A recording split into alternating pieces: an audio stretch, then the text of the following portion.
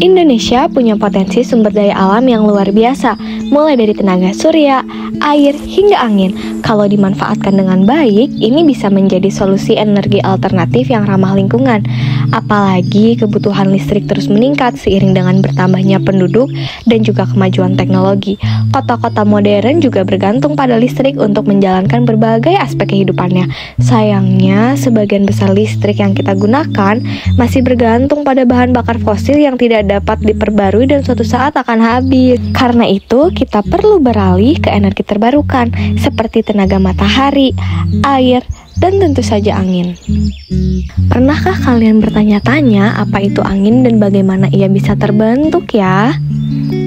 Angin adalah udara yang bergerak karena adanya perbedaan suhu antara udara panas dan juga dingin. Sebuah tarian alam yang tak kasat mata namun penuh dengan arti. Perbedaan suhu ini terjadi karena sinar matahari secara tidak merata oleh permukaan bumi, menciptakan harmoni yang memicu gerakan udara bagaikan irama yang menghidupkan dunia. Akibatnya terjadi perbedaan tekanan udara yang memicu pergerakan udara. Itulah yang kita sebut sebagai angin, sang pembawa kesejukan energi dan juga perubahan di seluruh penjuru bumi. Tenaga angin sebenarnya bukan hal yang baru, sudah dimanfaatkan sejak 2000 tahun sebelum Masehi, terutama untuk menggerakkan kincir angin. Di Indonesia, potensi energi angin sangat besar. Sebagian besar wilayahnya merupakan daerah pesisir, tempat angin bertiup cukup kuat dan stabil sepanjang tahun. Meski potensi energi angin di Indonesia sangat besar, pemanfaatannya masih dalam tahap pengembangan. Namun, sudah ada beberapa proyek penting yang dapat membuktikan bahwa energi angin bisa menjadi sumber listrik andalan di masa depan.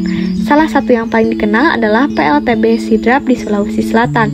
Ini adalah pembangkit listrik tenaga angin pertama dan terbesar di Indonesia dengan kapasitas sekitar 75 MW, mampu menyuplai listrik ke lebih dari 70.000 rumah. Cara kerjanya sederhana, angin akan memutar baling-baling turbin sehingga turbin ini akan terhubung dengan generator yang kemudian mengubah energi gerak menjadi energi listrik.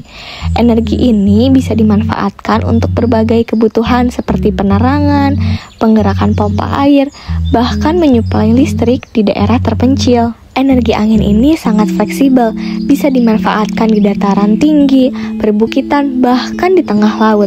Sebagai energi yang bersih dan tidak mencemari lingkungan, angin punya peran penting dalam mewujudkan masa depan yang lebih berkelanjutan. Kira-kira bagaimana ya kecepatan dan pola energi angin? Angin adalah kekuatan alam yang tak terlihat, namun mampu menggerakkan dunia. Tapi bagaimana sebenarnya energi angin bekerja dan apa peran kecepatan serta arah angin dalam menghasilkan listrik? Kecepatan angin adalah faktor utama dalam pembangkitan energi angin. Semakin cepat angin bertiup, akan semakin besar energi yang bisa diubah menjadi listrik. Bahkan jika kecepatan angin meningkat 2 kali lipat, energi yang dihasilkan bisa meningkat 8 kali lipat loh. Tapi tentu ada batasannya. Kalau terlambat, turbin tak bisa berputar. Tapi kalau terlalu kencang, turbin harus dimatikan agar tidak rusak. Lalu bagaimana dengan arah angin? Nah, pola dan arah angin ini dipengaruhi oleh berbagai faktor. Pertama, ada perbedaan tekanan udara. Angin selalu bergerak dari tekanan tinggi ke tekanan rendah. Kedua, efek Coriolis.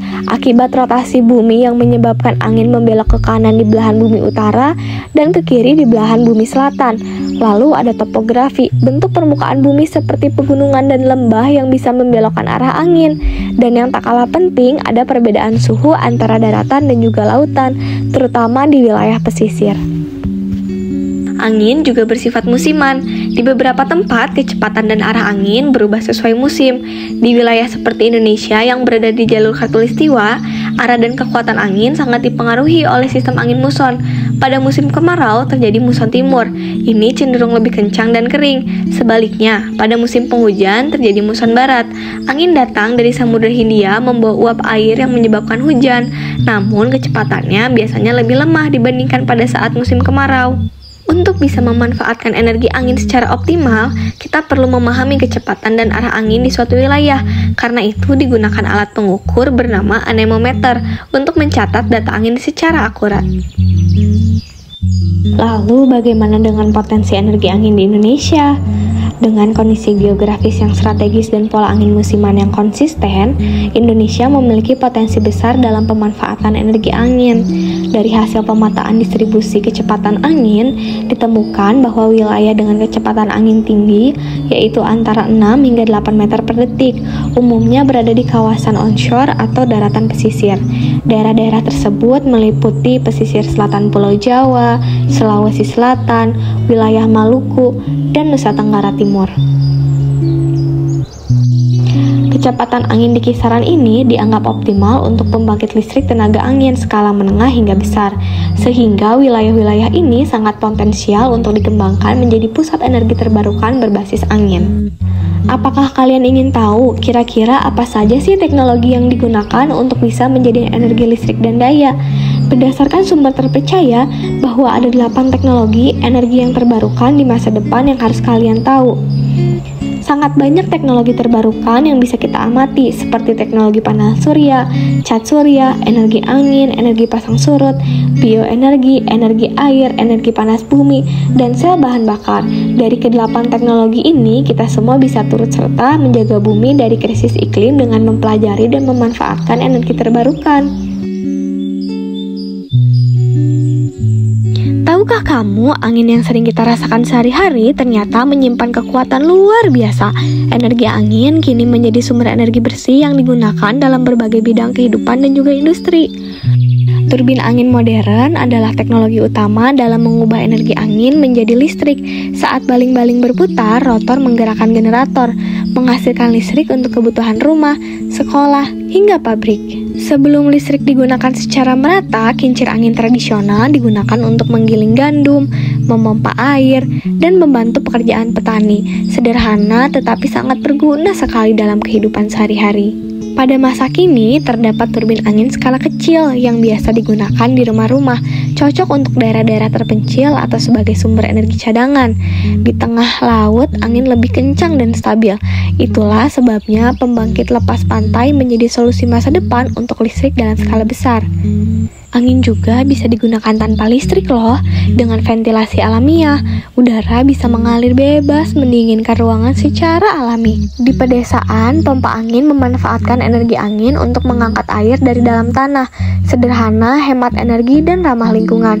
Gabungan antara angin dan air menciptakan sistem irigasi yang efisien, tradisional tapi terbukti membantu petani bertahan sejak dulu.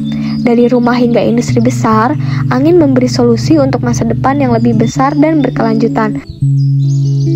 Energi angin adalah sumber energi ramah lingkungan, tidak mencemari udara maupun air, serta tidak menyebabkan pemanasan global.